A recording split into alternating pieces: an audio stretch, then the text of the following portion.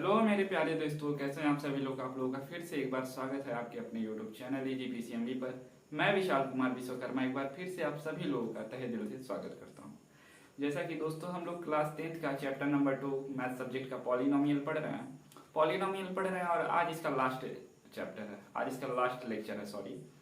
तो हमने पॉलिनोमियल को एकदम इजीली कॉन्सेप्चुअली पढ़ लिया है कि इसका एक एक टॉपिक एक एक कॉन्सेप्ट हम लोग पढ़े हैं। एक एक कॉन्सेप्ट पढ़ने के बाद उस पर क्वेश्चंस भी हम लोग लगाए हैं कि किस कॉन्सेप्ट पे किस टाइप का क्वेश्चन आता है, ये भी हम लोग क्लियर किए हैं। तो इतना कुछ करने के बाद हम लोग का थोड़ा सा दो चार कॉन्सेप्ट, एक दो कॉन्सेप्ट बच गया है जिसको आज हम क्लियर करेंगे। कॉन्सेप्ट क्या है आज का कॉन्सेप्ट है कि अगर एक बहुपद दिया हो और उस बहुपद का अगर हम कह रहे हैं कि यह बहुपद अगर हम इसमें भाग दें तो हम कैसे जानेंगे कि यह जो हमारा दिया गया बहुपद है इससे हम दूसरे बहुपद में भाग दे रहे हैं तो दूसरा बहुपद यानी कि पहला बहुपद दूसरे बहुपद का एक गुणनखंड है। जैसा कि मैं कह रहा हूं एग्जांपल से आप लोग समझिएगा कि एक बहुपद है आप लोग A4 है और ये आपके पास 2 है। मैं कह रहा हूं कि ये जो 2 है यह 4 का एक गुणनखंड है, यानी 2 जो है 4 का एक गुणनखंड है। वास्तविक रूप से अगर 4 का गुणनखंड आप लोग करेंगे तो क्या होगा, 2 इंटू 2 होगा ना। तो जब 2 इंटू 2 होगा तो यानी 2 इंटू 2, और मैं क्या कर रहा हूँ जो 2 है यह 4 का गुणनखंड है। और जाहिर सी बात है यहाँ पर आपको दिख रहा है कि 2 क्या है, 4 का एक फैक्टर है ना। यानी कैसे हम पता करेंगे, 2 से अगर हम 4 में डिवाइड कर दें तो 4 क्या होगा, 2 2 जा 4, 4 हमारा कंप्लीटली कट जा रहा है। यानी कि जब ये 2 हमारा 4 का एक फैक्टर है तो 2 से जब हम इसमें एक डिवाइड दे रहे हैं तो हमारा आंसर जो डिवीजन भागफल आ रहा है वह एक पूर्ण संख्या आ रहा है और हमारा रिमाइंडर यानी शेषफल कुछ नहीं बच रहा है।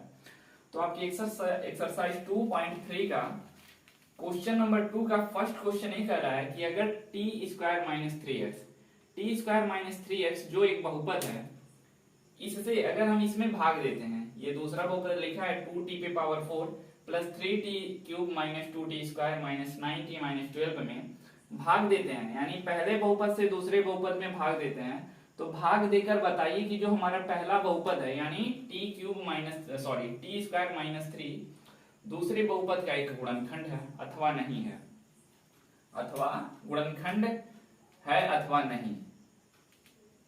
तो हम कैसे बताएंगे इसको, जैसे कि मैंने एग्जांपल से आप लोग को बताया, अगर 2 4 का एक गुणनखंड है तो 2 से हम इसमें 4 में डिवीजन दें, अगर तो भाग दें तो 4 हमारा कंप्लीटली कट जाना चाहिए।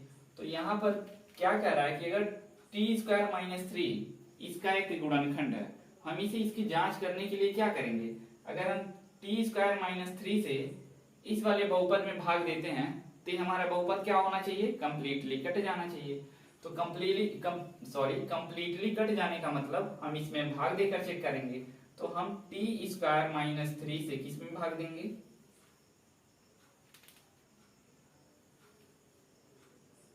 2t पे power 4 plus 3t square 3t cube minus 2t square minus 9t और माइनस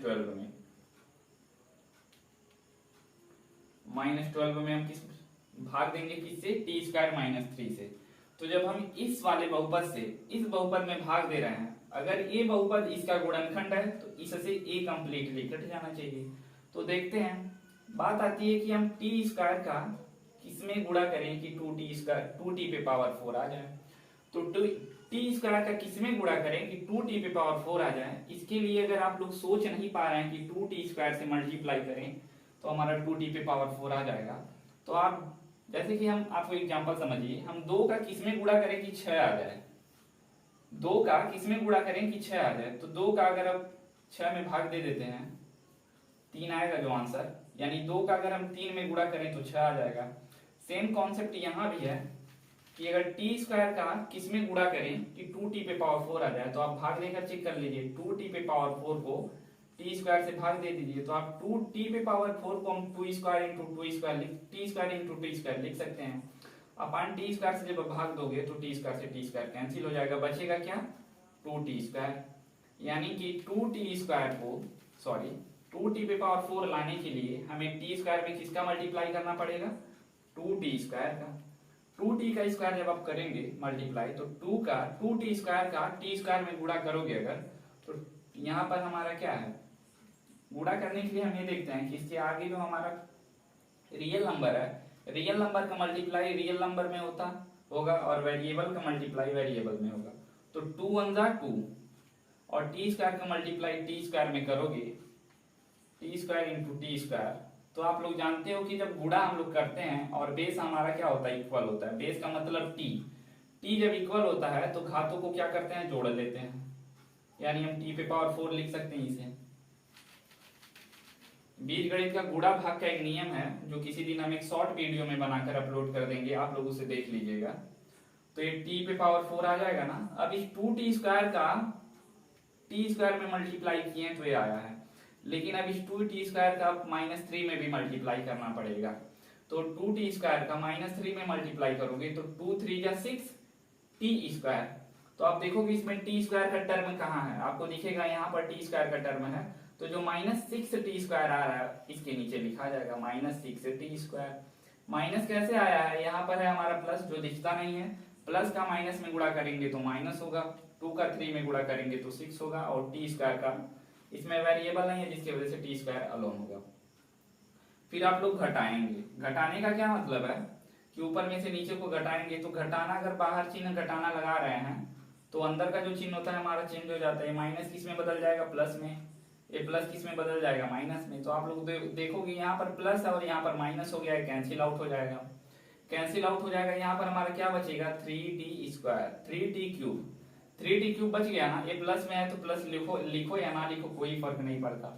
अब यहाँ एक माइनस हो गया एक प्लस हो गया, एक माइनस एक प्लस हो गया, तो इसका क्या मतलब होता है, इसका मतलब होता है घटाना। घटाना यानी कि 6 में से 2 जाएगा तो 4t स्क्वायर बच जाएगा, 4t स्क्वायर बच गया, 4t स्क्वायर बच गया। इसके आगे का चिन्ह लेकिन हमें नहीं मालूम है। इसके आगे का चिन्ह हमें मालूम करने के लिए ये देखेंगे कि 6 और 2 में से सबसे ज्यादा कौन था। 6 और t में से हम देखेंगे कि 6 हमारा सबसे ज्यादा था, तो 6 के आगे का जो चिन्ह जो माइनस से प्लस हो गया वही लिख देंगे, प्लस 4t स्क्वायर हो गया। अब यहाँ पर हम लिख देंगे -9t। जो हमारा रिमाइंडर यहाँ बच रहा था उसे एक बार हम एक एक करके उतारेंगे तो -9t हो गया। फिर अब बात आती है कि टी स्क्वायर का किस में मल्टीप्लाई करें कि 3t क्यूब हो जाए। तो आप क्या करो, 3t क्यूब में टी स्क्वायर से भाग देकर चेक कर लो, तो 3t हमारा आंसर आएगा। तो +3t हमारा आंसर आएगा, यानी टी स्क्वायर का +3t में अगर मल्टीप्लाई करते हैं तो 3t क्यूब आ जाएगा। तो 3 1 जा 3, t का t स्क्वायर में गुणा करोगे तो t क्यूब हो जाएगा। फिर अब +3t का -3 में भी मल्टीप्लाई होगा, तो +3 का -3 +3t का -3 में जब आप लोग मल्टीप्लाई करेंगे तो प्लस इंटू माइनस माइनस होगा, और 3 3 जा 9t। तो आप लोग देखोगे यहाँ पर -9t हमारा आ रहा है। हमारा 9t अगर आ रहा है फिर आप लोग घटाओगे, अब कुछ हमारा बच ही नहीं रहा है। t के नीचे t लिखेंगे, टी स्क्वायर के नीचे टी स्क्वायर का टर्म लिखेंगे। आई थिंक आप लोग इसे समझ रहे होंगे। आप लोग फिर इसे घटाओगे तो ये प्लस है माइनस हो जाएगा, क्योंकि ये प्लस है तो ये माइनस में चेंज हो जाएगा, यह माइनस है तो प्लस में चेंज हो जाएगा। यहाँ पर प्लस यहाँ पर माइनस कैंसिल आउट हो गया, यहाँ पर माइनस यहाँ पर प्लस कैंसिल आउट हो गया। बचा क्या हमारा, +4t स्क्वायर। 4t स्क्वायर आप वैसे ही लिख दो, प्लस लिखने की कोई जरूरत नहीं है। 9t आप लोग उतार चुके थे, यहाँ पर बच गया हमारा -12, तो -12 लिख दो। बात आती है कि टी स्क्वायर का किसमें मल्टीप्लाई करें कि 4t स्क्वायर हो जाए। तो आप लोग तो यहाँ देख ही रहोगे, 4 से मल्टीप्लाई बस कर दो भैया। तो +4 से अगर हम टी स्क्वायर में मल्टीप्लाई करते हैं तो 4t स्क्वायर हो जाएगा ना, 4t स्क्वायर हो जाएगा। और +4 से -3 में मल्टीप्लाई करते हो तो प्लस माइनस माइनस होगा, और 4 3 जा 12 होगा। फिर आप लोग घटाओगे तो यहाँ पर प्लस और ये हमारा प्लस, जब आप लोग बाहर अगर घटा रहे हो तो बाहर जाहिर सी बात है माइनस का चिन्ह लगाओगे। माइनस का चिन्ह लग गया तो ये जो प्लस हो गया हमारा माइनस में चेंज हो जाएगा, हमारा माइनस प्लस में चेंज हो जाएगा। यानी जब बाहर माइनस आ जाता है तो बाहर माइनस आने का मतलब अंदर के सारे चिन्ह जब ब्रैकेट खोलेंगे तो क्या होंगे, चेंज हो जाएंगे। तो ये प्लस हो गया, ये माइनस हो गया, कैंसिल आउट हो गया, ये माइनस हो गया, प्लस हो गया, कैंसिल आउट हो गया। हमारा वैल्यू क्या आया, 0/सन्नाटा।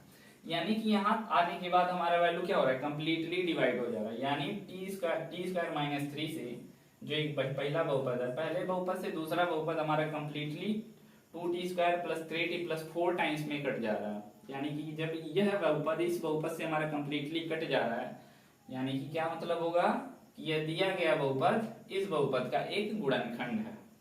आप लोग यहाँ लिख सकते हैं, चूंकि पहले बहुपद से पहले बहुपद से दूसरा बहुपद पूर्णतः कट जा रहा है, पूर्णतः कट जा रहा है,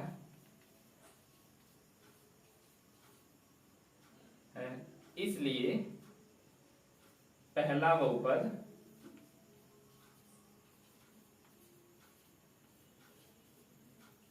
दूसरे बहुपद का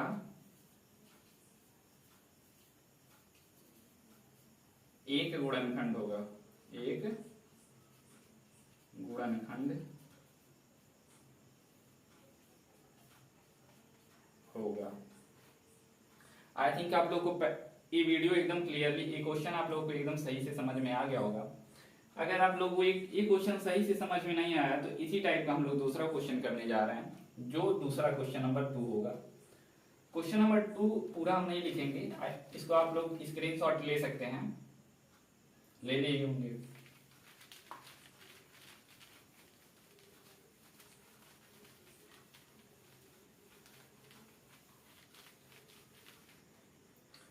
क्वेश्चन नंबर 2 हमारा क्या कह रहा है, हम किताब से देख लेते हैं।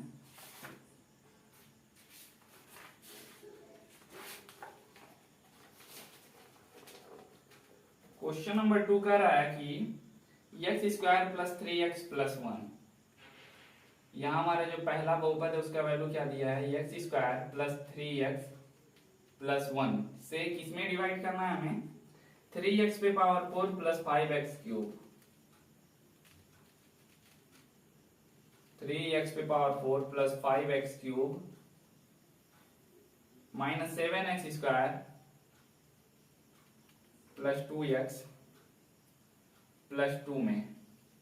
यानी कि अगर हम इससे इसमें डिवाइड दे रहे हैं तो भाग देकर हमें ये बताना है कि ये वाला बहुपद हमारा इस बहुपद का एक गुणनखंड है।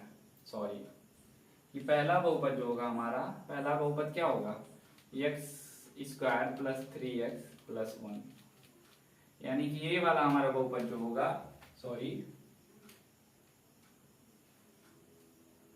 इस बहुपद का एक गुणनखंड होगा। तो अगर पहला बहुपद दूसरे बहुपद का एक गुणनखंड है, यानी पहले बहुपद से दूसरा बहुपद हमारा कंप्लीटली कट जाना चाहिए। आइए चेक करते हैं इसे। x square plus 3x plus 1 से हम किस में भाग देंगे, दूसरे बहुपद में। दूसरा बहुपद हमारा क्या है, 3x पे power 4 plus 5x cube minus 7x square plus 2x plus 2, हम इसमें भाग देंगे। इसमें भाग देने का क्या मतलब, भाग देने का प्रोसेस आप लोग समझ ही रहे हो कि x स्क्वायर का किस में मल्टीप्लाई करेंगे, 3x पे पावर 4 हो जाए। तो 3x पे पावर 4 में आप x स्क्वायर से भाग देकर चेक करोगे तो वैल्यू हमारा आएगा 3x स्क्वायर।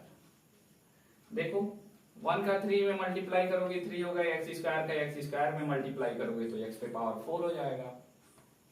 तो x स्क्वायर का 3x स्क्वायर में मल्टीप्लाई करोगे तो 3x पे पावर 4 हमारा वैल्यू आ जाएगा।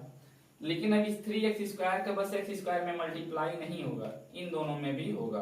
तो 3x स्क्वायर का प्लस 3x में आप मल्टीप्लाई करोगे तो 3 3 जा 9, ये रियल नंबर का रियल नंबर से मल्टीप्लाई होगा तो 3 3 जा 9, और x का x स्क्वायर में मल्टीप्लाई करोगे तो x क्यूब हो जाएगा। यहाँ पर देखेंगे x क्यूब यहाँ पर है तो प्लस 9x क्यूब यहाँ पर लिखा जाएगा। आई थिंक आप लोग को समझ में आ रहा होगा। फिर प्लस 3x स्क्वायर यह जो आया है इसका हम मल्टीप्लाई 1 में भी करेंगे, तो जब 1 में करेंगे तो 3 1 जा 3x स्क्वायर, तो प्लस 3x स्क्वायर हमारे वैल्यू आ गया ना। अब क्या करेंगे, हम इसमें से इसको घटाएंगे। जब घटाएंगे तो यहाँ पर हम माइनस का चिन्ह लगाएंगे। माइनस का चिन्ह जब लगाएंगे तो हमारा प्लस किस में हो जाएगा, माइनस में। ए प्लस हमारा माइनस में, ए भी प्लस हमारा माइनस में। यहाँ पर प्लस है, यहाँ पर माइनस है, 3x पे पावर 4 3x पे पावर 4 वैल्यू सेम है तो कट जाएगा। यहाँ पर प्लस है, यहाँ पर माइनस है तो घटेगा, घटेगा लेकिन चिन्ह कौन सा लिखा जाएगा, जिसका ज्यादा है। 9 ज्यादा है तो 9 का चिन्ह लिखा जाएगा माइनस। 9 में से 5 जाएगा कितना बचेगा, 4 4x क्यूब। यहाँ पर माइनस है, यहाँ पर माइनस है, सेम साइन है तो जुट जाएगा लेकिन चिन्ह माइनस का ही रहेगा। सेम साइन है तो जुट जाएगा लेकिन चिन्ह माइनस का ही रहेगा। 7 3 कितना हो जाएगा, 10x स्क्वायर। 7 3 और प्लस 2x हमारा रिमाइंडर बच जाएगा। आप लोग को आई थिंक यहाँ तक समझ में आ गया होगा कि अगर हम x square plus 3x plus 1 से डिवाइड देते हैं तो कैसे हम इसे डिवाइड देकर आसानी से कर सकते हैं। अब हमारा ये वैल्यू आ गया। अब इस वैल्यू को भी हम क्या करेंगे, इससे डिवाइड करेंगे। एक्स स्क्वायर प्लस 3x का एक्स स्क्वायर का हम किस में मल्टीप्लाई करें कि माइनस 4x क्यूब आ जाए। तो एक्स स्क्वायर का जो माइनस 4x में मल्टीप्लाई करते हैं, एक्स स्क्वायर से आप इसमें भाग देकर चेक कर लीजिएगा, तो वैल्यू हमारा क्या आएगा माइनस 4x। एक्स स्क्वायर का माइनस 4x में मल्टीप्लाई करते हैं तो हमारा वैल्यू क्या आ जाएगा minus 3x cube, minus 4x cube. तो 4 1 जा 4, माइनस में है माइनस और यहाँ पर प्लस, तो प्लस माइनस माइनस। 4 का मल्टीप्लाई 1 में करेंगे जो यहाँ पर है लेकिन दिख नहीं रहा है, तो 4 आएगा। x का मल्टीप्लाई एक्स स्क्वायर में करेंगे तो क्या आएगा वैल्यू हमारा x क्यूब हो जाएगा। तो माइनस 4x क्यूब पहला वैल्यू आ गया। फिर उस माइनस 4x का मल्टीप्लाई इसमें और इसमें भी करेंगे तो माइनस 4x का प्लस 3x में मल्टीप्लाई करना है तो माइनस प्लस माइनस होगा, 4 3 जा 12 और x इंटू एक्स स्क्वायर, तो माइनस 12x स्क्वायर हमारा क्या आएगा आंसर आएगा। एक्स स्क्वायर के नीचे एक्स स्क्वायर को लिख दिया गया। माइनस 4x का मल्टीप्लाई अब प्लस 1 में भी हम करेंगे तो माइनस 4x का मल्टीप्लाई अगर प्लस 1 में करते हैं तो माइनस प्लस माइनस होगा और 4x का मल्टीप्लाई 1 में करोगे तो प्लस माइनस 4x होगा। आई थिंक आप लोग को यहाँ भी समझ में आ गया होगा। फिर हम क्या करेंगे, इसे घटाएंगे। हम इसे क्या करेंगे घटाएंगे। तो घटाने का मतलब बाहर माइनस का चिन्ह लगाना, और जब बाहर आप माइनस का चिन्ह लगाते हो तो अंदर का चिन्ह क्या हो जाएगा चेंज हो जाएगा। जो माइनस रहेगा वो प्लस हो जाएगा, जो प्लस रहेगा वो माइनस हो जाएगा। लेकिन यहाँ पर सभी माइनस है इसके वजह से सभी प्लस हो गया। ये हमारा माइनस 4x क्यूब, ये हमारा plus 4x cube cancel out हो जाएगा। यहाँ पर माइनस 10 स्क्वायर, यहाँ पर plus 12x square, minus plus different sign है तो घटेगा, घटेगा तो 12 में से 10 गया 2x स्क्वायर हो जाएगा। जिसका ज्यादा है उसका चिन्ह लिखा जाएगा। तो 12 और 10 में 12 ज्यादा है, 12 का चिन्ह प्लस तो प्लस लिखा जाएगा, और ना भी लिखो तो कोई दिक्कत नहीं। फिर आप लोग क्या करोगे, यहाँ पर प्लस सेम साइन है तो जुट जाएगा और चिन्ह प्लस का ही रहेगा। 2 4 6 और यहाँ पर x, यहाँ पर हमारा जो प्लस 2 रिमेन बच रहा था यहाँ पर हम उसे भी लिख लेंगे। अब आप लोग क्या करना है कि एक्स स्क्वायर का किसमें मल्टीप्लाई करें कि 2x स्क्वायर आ जाए। तो एक्स स्क्वायर का अगर हम 2 में मल्टीप्लाई कर दें, सॉरी एक्स स्क्वायर का यानी एक्स स्क्वायर में आप 2 से मल्टीप्लाई करते हो तो 2x स्क्वायर आ जाएगा ना। यानी आप एक्स स्क्वायर में क्या करो 2 से मल्टीप्लाई कर दो, यानी प्लस 2 से जब आप मल्टीप्लाई करोगे तो 2 का एक्स स्क्वायर में करोगे तो 2x स्क्वायर हो जाएगा ना। प्लस 2 का मल्टीप्लाई आप किस में करोगे 3 में, तो प्लस 2 का 3 में करोगे तो 2 3 जा 6x हो जाएगा, प्लस 6x हो जाएगा। प्लस 2 का मल्टीप्लाई करोगे आप लोग 1 में तो प्लस प्लस प्लस होगा और 2 1 जा 2 हो जाएगा।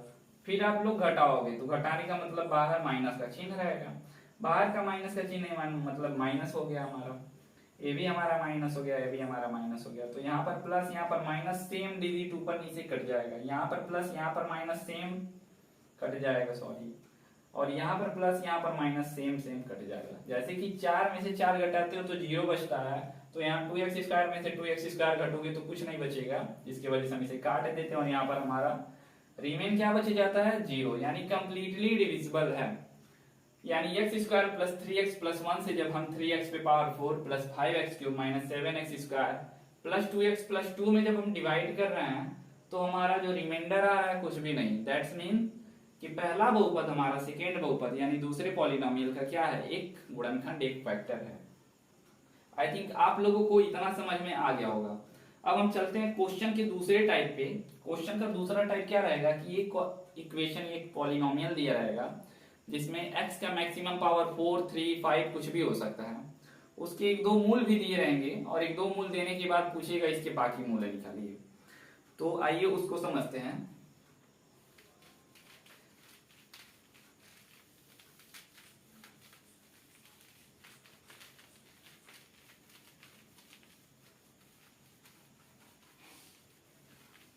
एक्सरसाइज 2.3 का ही है। अगर मैं कोई आपके सामने लिख दे रहा हूं कि ये हमारे दो x square plus 3x plus 6 equal 0 कोई पॉलिनोमियल है, इस पॉलिनोमियल के हम एक मूल दे रहे हैं, एक मूल मान ले रहा हूं x बराबर 1 है। जब मैं मान ले रहा हूँ कि x बराबर 1 इसका एक मूल है, यानी x का वैल्यू यहाँ पर 1 रखेंगे तो हमारा पूरा क्या आंसर होना चाहिए, सेटिस्फाइड होना चाहिए। तो अभी मतलब होगा नहीं, बस समझा रहे हैं। यानी कि जब x बराबर 1 इसका मूल है तो यानी x माइनस 1 इसका जो ये वैल्यू आएगा, यह इसका एक गुणनखंड भी होगा ना। गुणनखंड भी होगा कि नहीं होगा, गुणनखंड भी होगा। मैंने पिछले वीडियो में इसके बारे में समझा रखा है। वैसे एक क्वेश्चन है आप लोगों का, क्वेश्चन है आपके एक्सरसाइज 2.3 का, क्वेश्चन नंबर 3 है। क्वेश्चन नंबर 3 का लिखता है, सॉरी, क्वेश्चन नंबर 3 लिखता है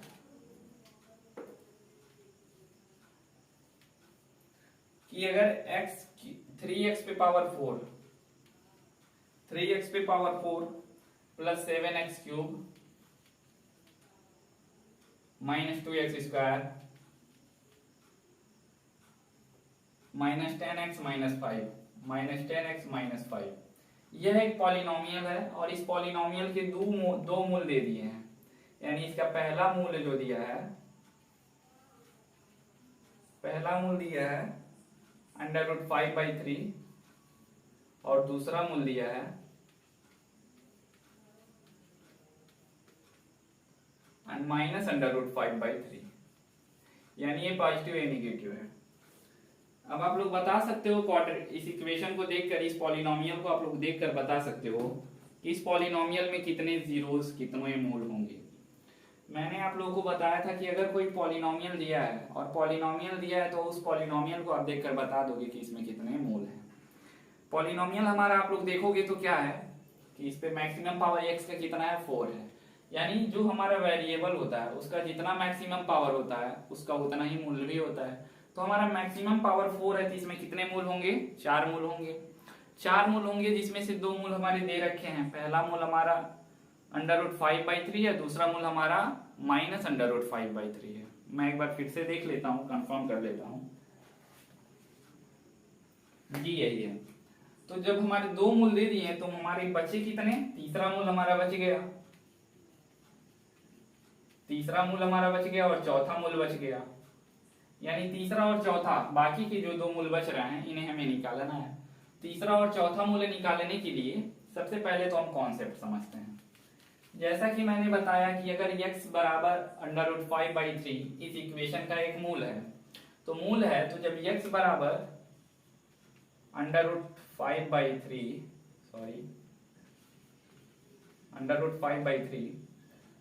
इस इक्वेशन का एक मूल है तो x माइनस 3 जो होगा, x माइनस √5/3 क्या होगा, इस इक्वेशन का एक फैक्टर होगा। और फिर दूसरा क्या कर रहा है कि x बराबर माइनस √5/3 भी हमारा क्या है, इस पॉलिनोमियल का एक मूल है।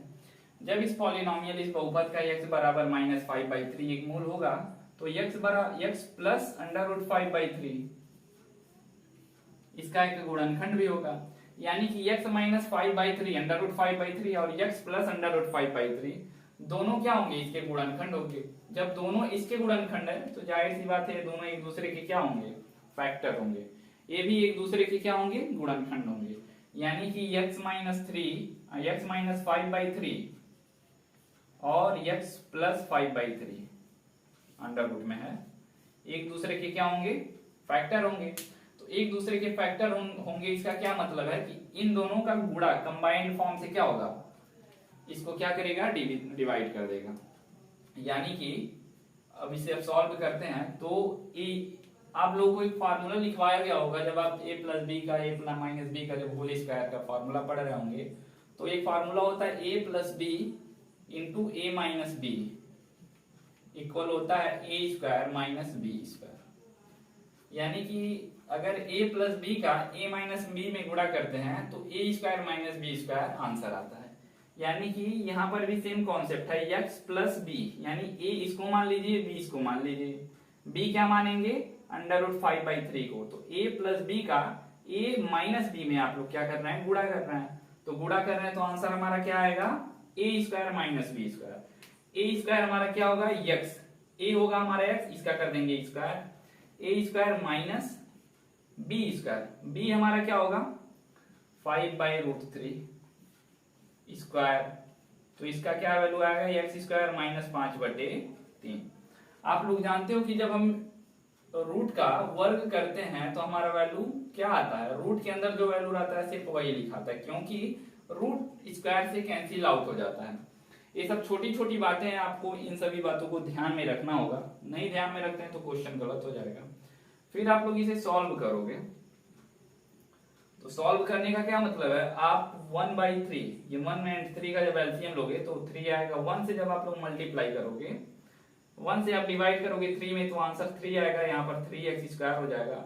3 से 3 में मल्टीप्लाई करोगे तो आंसर 1 आएगा। 1 से आप लोग 5 में मल्टीप्लाई करोगे तो 5 ही होगा, यानी कि 3x² माइनस 5/3 इसका क्या होगा, एक गुणनखंड होगा। गुणनखंड होगा कि नहीं होगा। अब ये हमारा इसका एक गुणनखंड है और x बराबर √5/3 एक मूल है, यानी कि ये गुणनखंड हमारा किसके इक्वल होगा, 0 के इक्वल होगा। 0 के इक्वल कैसे होगा देखते हैं।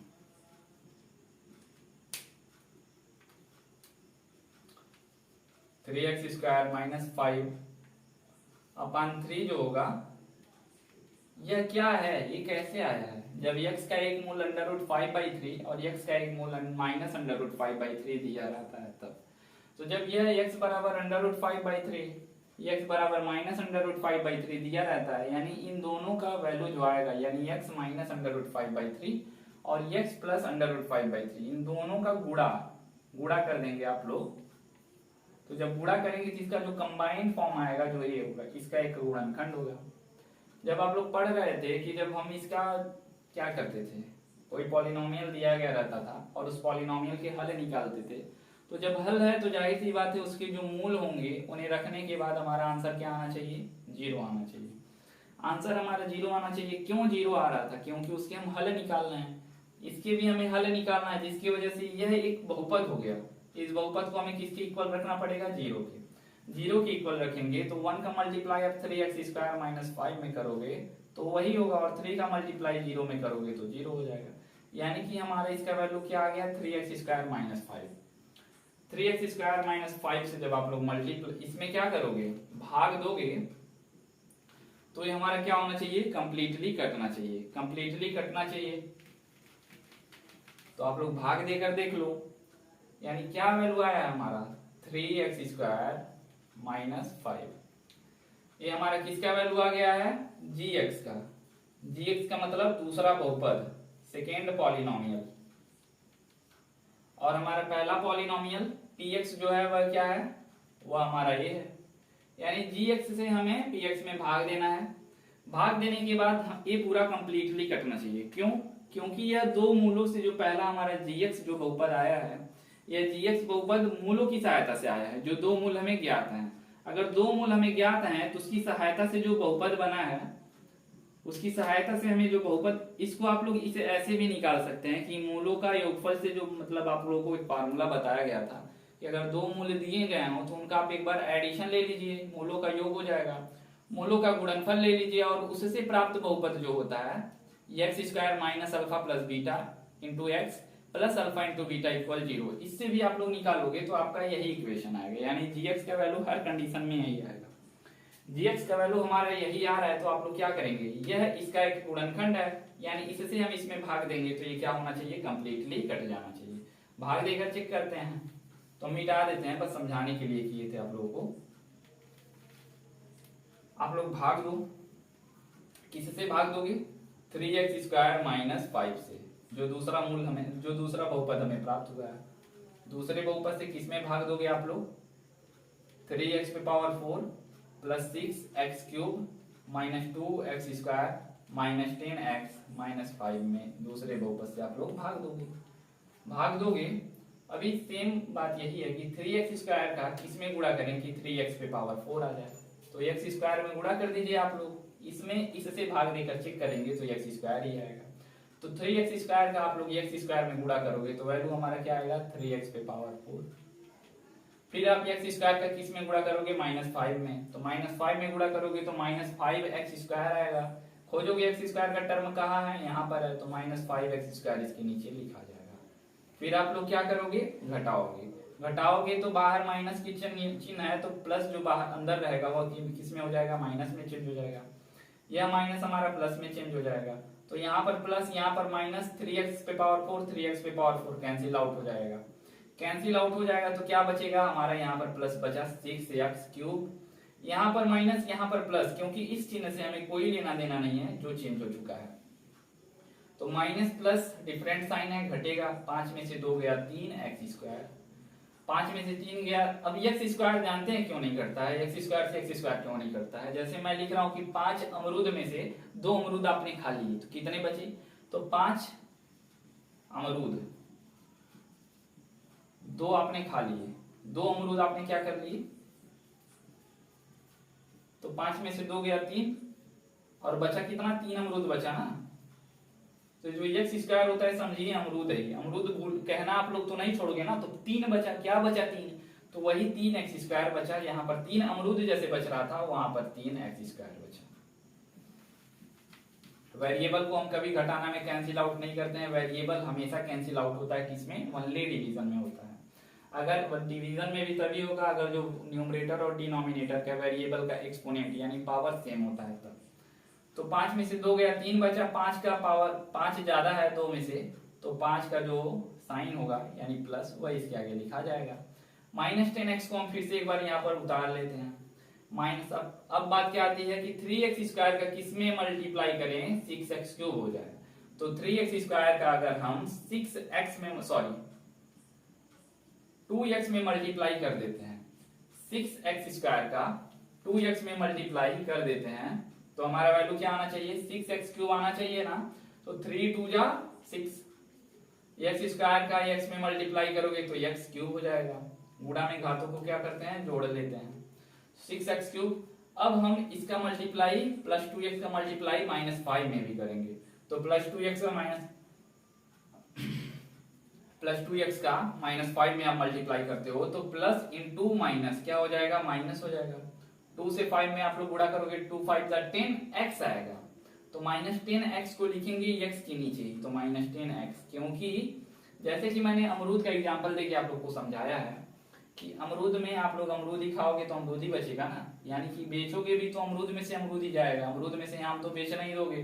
तो घटा भी रहे हो जोड़ भी रहे हो तो अमरूद में अमरूद ही जुटेगा।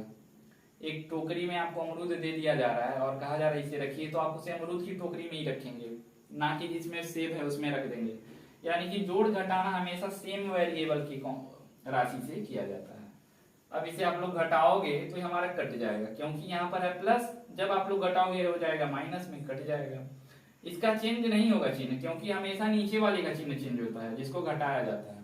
ये हमारा 3x² हमारा क्या होगा, बच जाएगा, और ये भी हमारा प्लस हो जाएगा, ये भी कैंसिल आउट हो जाएगा। तो यहां तक तो आपका कैंसिल आउट हो गया कि बचा क्या, -5 देख रहे हो कि जो हमारा भाजक है वही हमारा रिमाइंडर भी बच रहा है। तो भाजक और रिमाइंडर बराबर है, यानी कि कितने बार में जाएगा, 3x² का किसमें मल्टीप्लाई करें कि 3x² ही हो जाए, यानी +1 में मल्टीप्लाई कर दो आप लोग। तो +1 में आप लोग मल्टीप्लाई करोगे तो 3x² हमारा आंसर होगा, और +1 का -5 में भी मल्टीप्लाई करोगे तो -5 भी होगा। आप लोग इसे घटाओगे तो माइनस हो जाएगा, प्लस हो जाएगा, दोनों क्या हो गए हैं, कैंसिल हो गए हैं। हमारा बचा क्या, 0 बटा सन्नाटा।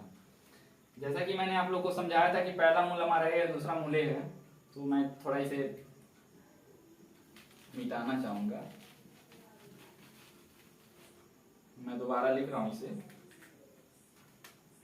कि x -√5/3 और x +√5/3 का जो गुणनखंड होगा, यानी x² -5/3 = 0, क्या होगा, इसका एक गुणनखंड होगा। तो मैंने आप लोगों को कल एक फार्मूला बताया था कि मुझे 2 मूल तो मालूम है, 4 मूल हमें ज्ञात करने हैं। क्वेश्चन का मोटो यही है, क्वेश्चन का कॉन्सेप्ट क्या है, क्वेश्चन में पूछा है 2 मूल दिए हैं, हमें तीसरा और चौथा मूल ज्ञात करना है। तो 2 मूल दिए हैं, तीसरा और चौथा मूल हमें ज्ञात करना है, तो क्या करना पड़ेगा हम लोग को, आप लोग बताइए। मैंने आप लोगों को बताया था कि जो बीच की संख्या होती है, यानी कि जो हमारा भाज्य होता है, वह किसके बराबर होता है, भाजक गुणे भागफल धन शेषफल के। कल मैंने आप लोगों को बताया था भाज्य बराबर भाजक गुणे भागफल धन शेषफल। हमारा भाज्य कितना है? भाज्य है हमारा, सॉरी भाजक है हमारा 3x² माइनस 5। भागफल हमारा क्या आया? x² plus 2x plus 1। शेषफल हमारा 0 बचा है, यानी कि हमारा वैल्यू क्या आया? 3x² minus 5x into minus 5 आया। माइनस 5 का जब मल्टीप्लाई करेंगे आप x² प्लस 2x प्लस 1 में, तो हमारा जो भाज्य होगा वह वैल्यू निकल आएगा। हमें निकालना क्या है? मूल्य निकालना है। बाकी के दो मूल्य निकालना है, यानी इस पॉलिनोमियल को हमें किसके इक्वल करना पड़ेगा? जाहिर सी बात है कि अगर हम मूल्य निकालना है तो जो मूल आएंगे उस मूल को हम इसमें रखेंगे, तो हमारा वैल्यू क्या आना चाहिए? 0 आना चाहिए। तो यानी वैल्यू 0 आना चाहिए, यानी कहीं ना कहीं अगर मूल को निकालना है तो वैल्यू किसके इक्वल होगी? 0 के वैल्यू की इक्वल होगी। जब 0 की इक्वल होगी मूल्य निकालने के लिए,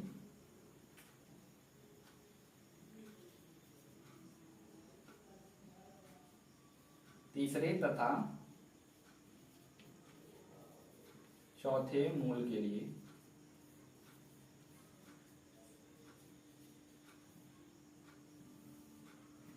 अब देखिए, हम सेम पॉलिनोमियल जो है इसको हम किस फॉर्म में लिख दिए हैं? 3x² minus 5 into x² plus 2x plus 1 के फॉर्म में लिख दिए हैं। यानी कि ये हमारा वैल्यू जो होगा वह क्या होगा? 0 के इक्वल होगा। यानी 3x² minus 5 into x² plus 2x plus 1, दोनों का जो मल्टीप्लाई होगा वह हमारा क्या होगा? 0 के इक्वल होगा। अगर ये हमारा 0 के इक्वल है तो कहीं ना कहीं इसमें से कोई एक संख्या 0 होगी, यानी दो संख्याओं का गुणा किए हैं और उसका वैल्यू हमारा 0 आ रहा है, तो कहीं ना कहीं एक संख्या हमारी क्या होगी? 0 होगी। 3x² माइनस 5 अगर हम मानते हैं 0 है, तो 0 का मल्टीप्लाई भले ही 100 रहे करेंगे तो हमारा वैल्यू 0 ही आएगा। तो अगर आप लोग इसे 0 मानते हो और 0 मान के मूल्य निकालते हो, यानी x का वैल्यू निकालते हो, तो सेम हमारा पहला और दूसरा मूल्य निकल के आएगा। यानी कि यहीं से हमारा पहला और दूसरा मूल्य आएगा। यानी हमें इसको 0 मानने की जरूरत नहीं है, क्योंकि हमारा पहला और दूसरा मूल्य ऑलरेडी दे चुका है। जब दो मूल्य हमारे पहले से ही दे चुके हैं तो हमें क्या करना पड़ेगा? इस वैल्यू को हमें 0 के इक्वल करना पड़ेगा। मैं सपोज करता हूं कि जो हमारा x² प्लस 2x प्लस 1 किसके बराबर होगा? 0 के बराबर होगा। 0 के बराबर होगा तो आप लोग देख रहे होगे ए क्या है? ax² plus bx plus c, यानी यह क्या है? क्वाड्रेटिक पॉलिनोमियल है। क्वाड्रेटिक पॉलिनोमियल है तो हम लोग क्या कहते हैं? क्वाड्रेटिक पॉलिनोमियल के मूलों को कैसे निकाला जाता है? सेम वही कॉन्सेप्ट होता है जो क्वाड्रेटिक पॉलिनोमियल में आप लोग निकाले हैं। निकालने के लिए पहले तो इसका हमें फैक्टर करना पड़ेगा। फैक्टर कैसे करेंगे? कांस्टेंट का x² का जो रियल नंबर होगा, यानी x² का जो फैक्टर होगा उसमें मल्टीप्लाई करेंगे। यानी 1 का मल्टीप्लाई यहाँ जो हमारा 1 है जो दिख नहीं रहा है, इसमें मल्टीप्लाई करेंगे तो 1 हमारा आंसर आएगा। 1 का एक ऐसा फैक्टर करना है कि गुणा करने पर 1 है और जोड़ने पर बीच की संख्या है। जोड़ने पर ही बीच की संख्या क्यों है? क्योंकि कांस्टेंट हमारा पॉजिटिव है, इसलिए जोड़ने पर है। तो आप लोग यहाँ पर देखोगे कि अगर 1 का 1 में मल्टीप्लाई करेंगे तो 1 आएगा, और 1 में 1 को जोड़ देंगे तो 2 आ जाएगा। यानी सेम, यानी आप लोग यहाँ लिख सकते हो x² प्लस 1 की जगह आप लोग क्या लिख सकते हो? 1 इंटू 1 प्लस 1 लिख सकते हो ना, इंटू x है तो आपको x लिख दीजिए, प्लस 1 इक्वल 0 हो गया। अब देखिए आप लोग इसे आप लोग तोड़ो, यहां पर हम लोग करते हैं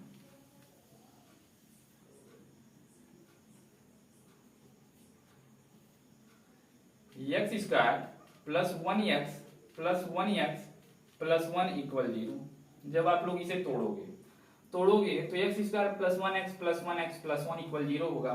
यहां से आपको 1 कॉमन, x कॉमन दिख रहा है, आप लोग x कॉमन लोगे तो यहाँ पर बचेगा x और यहाँ पर बचेगा 1, प्लस यहाँ पर आपको कुछ नहीं कॉमन दिख रहा है तो 1 कॉमन ले लीजिए, यहाँ पर बचेगा x प्लस यहाँ पर बचेगा 1 इक्वल 0।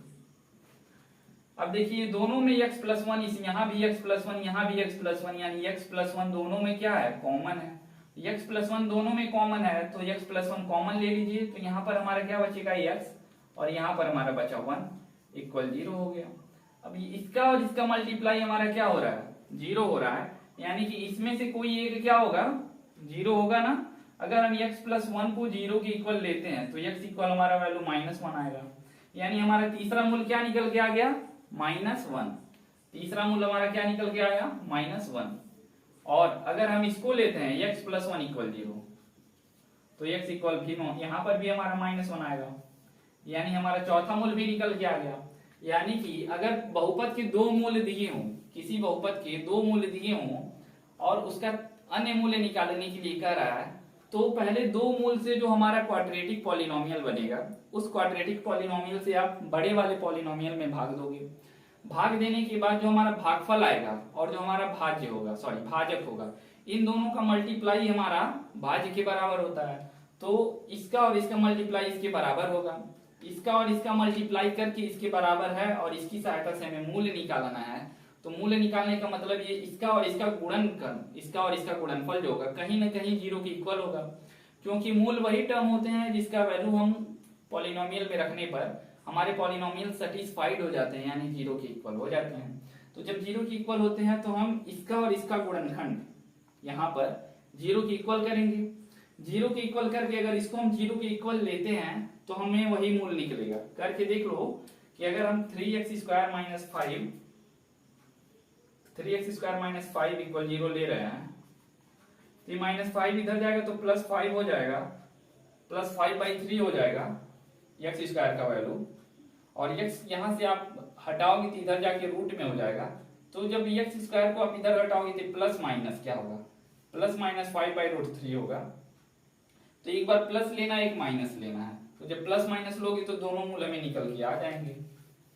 यानी कि इससे हमें जो पहला और दूसरा मूल दिया हुआ है वही मूल्य निकल रहा है। तो हमें निकालना क्या है, तीसरा और चौथा, जिसकी वजह से हमें चौथा वाला जो हमारा दूसरा गुणनखंड जो इसका होगा x² + 2x + 1, इसको किसके इक्वल करना पड़ेगा, 0 की।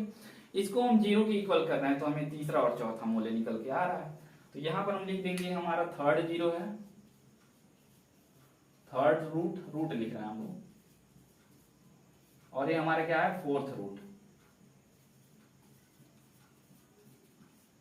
आई थिंक आप लोग को आज मैंने 2 टाइप का जो क्वेश्चन बताया है ये समझ में आ गया होगा। यह चैप्टर यहीं समाप्त होता है, पॉलिनोमियल समाप्त होने के बाद कल से स्टार्ट होगा 2 चर रैखिक समीकरण, यानी 2 वेरिएबल लाइनियर इक्वेशन, 2 चर रैखिक समीकरण। 2 चर रैखिक समीकरण निकल पढ़ाने के बाद भी हम आगे बढ़ेंगे। और यह चैप्टर, यह क्लास 10 का क्लास जो मैथ का सब्जेक्ट है, यह मैथ सब्जेक्ट ऐसे ही कंटिन्यू चलता रहेगा। अगर ये वीडियो आप लोगों को पसंद में आई है तो लाइक करिएगा, शेयर करिएगा, सब्सक्राइब करना मत भूलिएगा। ज्यादा से ज्यादा शेयर करिए और ज्यादा से ज्यादा सब्सक्राइब करवाइए, क्योंकि अगर आप सब्सक्राइब करवाते हैं, आप लोग शेयर करवाते हैं तो हमारा मोटिवेशन बढ़ेगा। लाइक करते हैं, मोटिवेशन बढ़ेगा, हम और भी अच्छे तरीके से आपको पढ़ाने का कोशिश करेंगे, आपको और अच्छे तरीके से समझाने का कोशिश करेंगे। धन्यवाद, शेयर करना मत भूलिएगा। जय हिंद।